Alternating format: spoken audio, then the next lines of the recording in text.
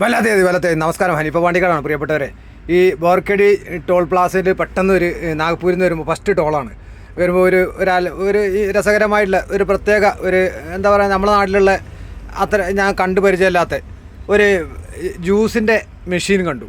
ഈ ജ്യൂസിൻ്റെ മെഷീൻ കരിമ്പ് ജ്യൂസിൻ്റെ മെഷീനാട്ടോ.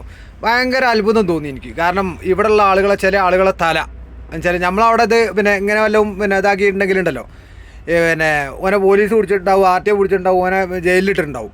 കാരണം ഇത് ഇവരുടെ ഒരു ഇതാണ് പിന്നെ ഇവരുടെ ഐഡിയ ഭയങ്കര ഐഡിയയാണ്.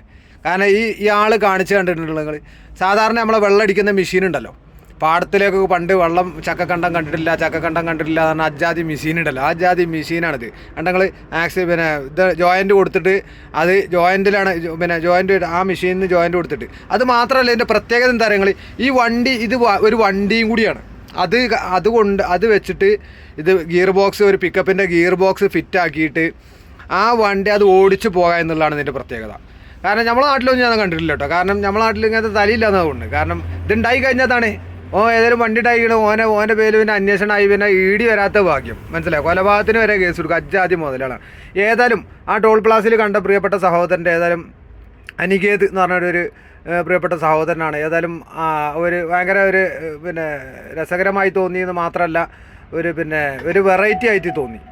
കാരണം നമ്മളെ നാട്ടിലൊന്നും അങ്ങനത്തെ, കാരണം ഞാനൊരു ജ്യൂസ് എനിക്ക് തണുപ്പില്ലാത്ത വേണമെന്നാണ് എനിക്കത് തന്നു. കണ്ടങ്ങൾ അതിൻ്റെ ബ്രേക്ക്, ആക്സിലേറ്റർ, ക്ലച്ച് എല്ലാം ഉണ്ട്.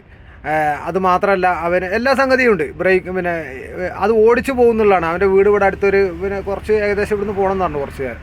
കണ്ടോ അതിൻ്റെ ഹൗസിങ് മറ്റു കാര്യങ്ങളൊക്കെ. പിക്കപ്പിൻ്റെയാണ് ഇതിൻ്റെ ഗിയർ ബോക്സ്. അത് ഞാൻ ചോദിച്ചു നോക്കി. ഇതിന് മറ്റൊന്നുമില്ല, ഒരു എൻജിന് പിടിപ്പിച്ചിരിക്കുക. എന്നിട്ട് അതുമ്മേ അയാൾ എന്തായാലും അത് ഫിറ്റാക്കി. അതിൻ്റെ തൊട്ടപ്പുറത്തുള്ള ആൾ ഒന്ന് വിളിച്ച് എൻ്റെ ഒന്ന് വീഡിയോ എടുക്കുമെന്ന് ചോദിച്ചു. ആയിക്കോട്ടെ എന്ന് പറഞ്ഞു. അങ്ങനെ അതും ഞാൻ എടുത്തു.